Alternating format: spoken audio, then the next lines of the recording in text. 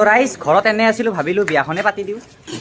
ready আৰু বিয়া পাতিব এইফালে কইনা আছে আমাৰ আইডিয়া হাই কইনা এতিয়া এই বিয়াখন পাতি দিলোঁ আৰু